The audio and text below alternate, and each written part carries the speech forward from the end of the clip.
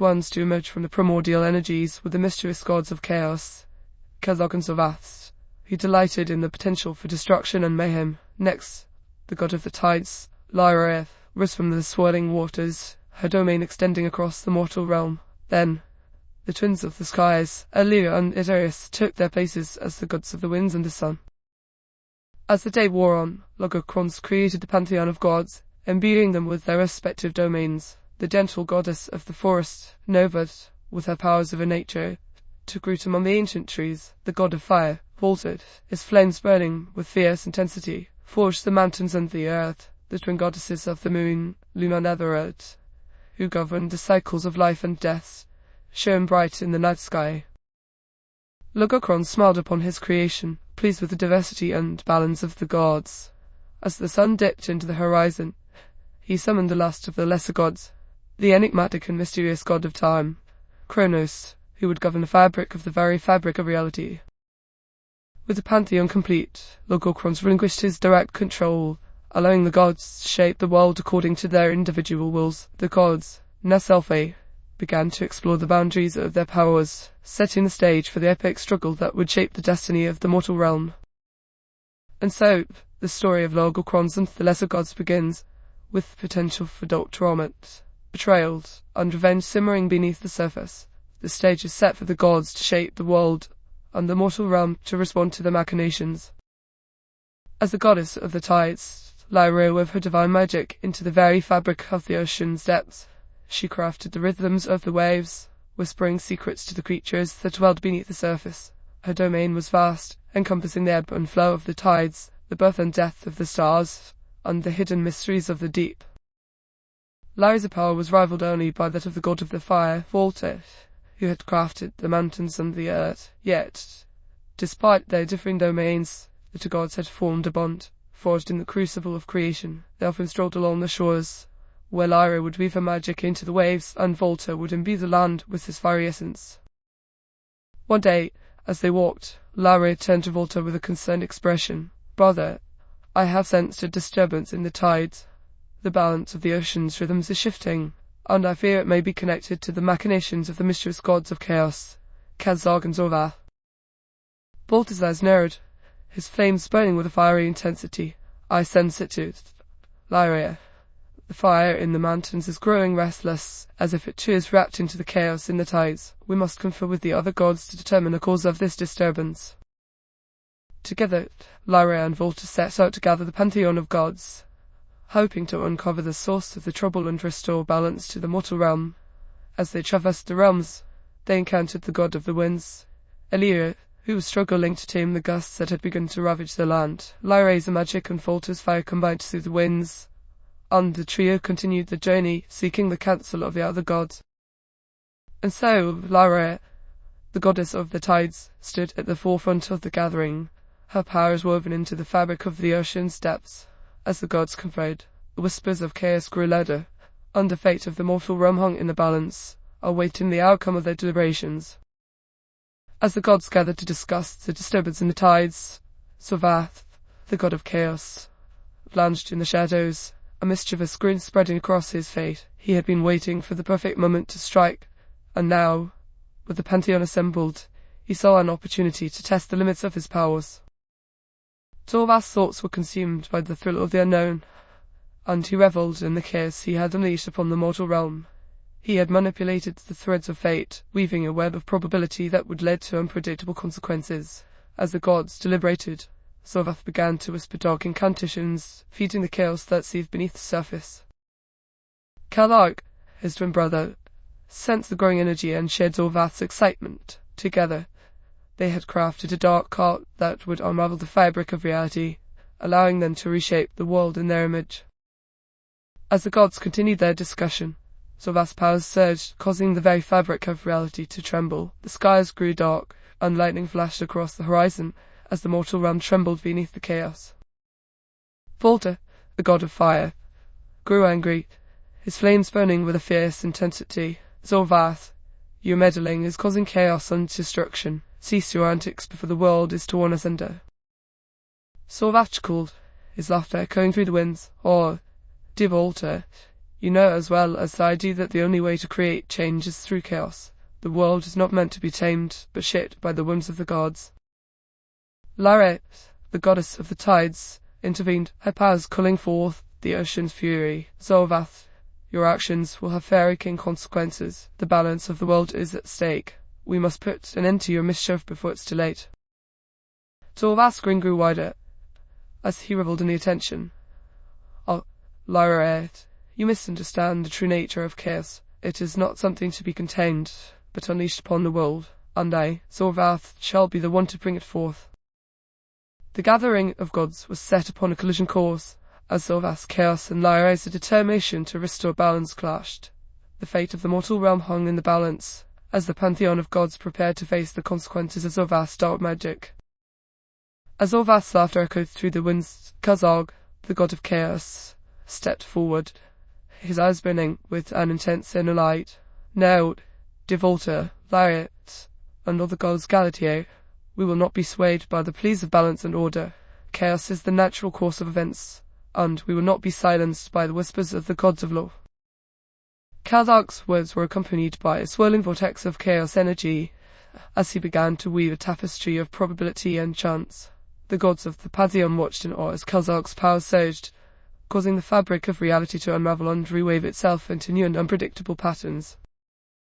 In the realm of chaos, the gods of law obeyed mere whispers, and the gods of chaos are the masters of the universe. Kelzog declared, his voice echoing through the gathering, and I, Kelzog, shall be the one to bring forth the divine chaos that will reshape the world in our image.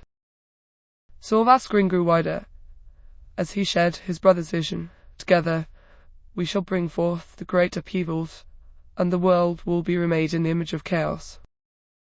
The gods of the pantheon watched in horror as the chaos grew, spreading its dark tendrils across the mortal realm. Lyra's powers faltered as the tides of chaos overwhelmed the balance of the world. Volta's flames burned brightly as he attempted to counter the darkness, but even his mightiest efforts seemed to be insufficient against the power of the god of chaos. In the midst of this chaos, Logokons, the god of creation, spoke from the shadows. His voice a whispered warning. The gods of chaos, you would seek to claim the world, but you forget the balance of creation. The forces of order are not to be underestimated. Heed my warning, Kalzog and Zorvath, and cease your machinations, lest you bring about the destruction of the world. The gods of chaos laughed. Their voices echoed through the winds as they rejected the warning of the god of creation. And so, the world was plunged into chaos, as the gods of strife and chaos, Kazak and Zorvath, set their sights on reshaping the world in their own image. As the gods of chaos laughed, Athera, the goddess of the moon, stepped forward, her ethereal presence calming the chaos that had erupted. Her eyes, like the stars in the night sky, shone with a gentle light, as she reached out with her powers to soothe the turbulent energies. Enough, dear gods of chaos, Athera's voice whispered, carrying on the winds. Remember the balance of creation, and the harmony that exists between order and chaos. Do not forget the lessons of the past, and the consequences of your actions. Kazag and Zorvath, the gods of chaos, paused in their reverie, their eyes locked on Athera's gentle face. For a moment, the chaos subsided, and the world was bathed in the soft, lunar light that emanated from Athera's being. Volta, the god of fire, spoke up, his voice spinning with a fierce intensity. Atheret, your wisdom is not to be underestimated. Let us seek to balance the chaos, lest it consume the world. Eliriath, the goddess of the winds, nodded in agreement, her whispers carrying on the breeze. Dear Atheret, you have always been a beacon of hope in times of turmoil. Let us strive to restore balance to the world, and maintain the harmony of creation. Athera's smile was like the dawn breaking over the horizon, as she nodded her head. Together, we shall strive to restore the balance, and bring order to the world. For the sake of creation, and the harmony that exists between order and chaos, we shall not falter. With this, the gods of chaos, Kazak and Zorvath, nodded in agreement, their eyes gleaming with a newfound understanding. The pantheon of gods, united in the quest for balance, set forth to counter the chaos that had been unleashed and to restore the world to its former glory. And so, Atheret, the goddess of the moon, played a key role in bringing the gods of chaos back into balance, and ensuring the harmony of creation was maintained. A gentle light and soothing presence had brought hope to the world, and her wisdom and guidance had helped the gods to find a path forward. As the gods of chaos, Kazag and Zorvath, began to work in tandem with the other gods to restore balance to the world, Luna, the goddess of the night, emerged from the shadows. Her eyes, like the stars shining in the darkness, sparkled with a mischievous light, as she watched them unfold in Dr. Omer with great interest. "Ah, the gods of chaos, how delightful to see them trying to restore balance," Luna whispered, her voice carrying on a whine. "But I fear their efforts may be for naught, for chaos is a beast that cannot be tamed." Volta, the god of fire, turned to Luna, his flames burning with a fierce intensity. "You speak the truth, Luna, but we must try. The balance of creation must be maintained, lest the world be consumed by the void." Luna's smile was like the crescent moon, as she nodded in agreement. "Indeed, Volta, I would not have the world consumed by the void, but I fear that the gods of chaos may not be as committed to balance as they seem." As the gods continued to work together, Luna's presence was a subtle reminder that the balance of creation was not yet secure. Her whispered words of caution echoed in the ears of the gods, and they knew that they could not afford to let the god down. And so Luna, the goddess of the night, remained a constant presence in the shadows, watching and waiting as the gods of chaos and order worked to restore the balance of the world. Her mischievous light twinkled with anticipation as she waited to see how the Dr. Omer would unfold. As the gods of chaos and order continued to work together, Ethera, the goddess of the moon, stepped forward, her gentle light casting a calming glow over the gathering. Her eyes, like the stars shining in the night sky, shone with a deep wisdom as she spoke words of wisdom and guidance. "Ethera, your words are like a balm to the soul," Volta, the god of fire, said, his flames burning with a softer intensity. "But we must not forget the lessons of the past. The balance of creation is a delicate thing, and we must be ever vigilant to maintain it." Ethera's smile was like the dawn breaking over the horizon, as she nodded in agreement. "I, too, remember the lessons of the past, Volta, and I believe that the key to maintaining balance lies not just in the struggle between order and chaos, but in understanding the harmony that exists between the two." Luna, the goddess of the night, smiled, her eyes sparkling with mischief.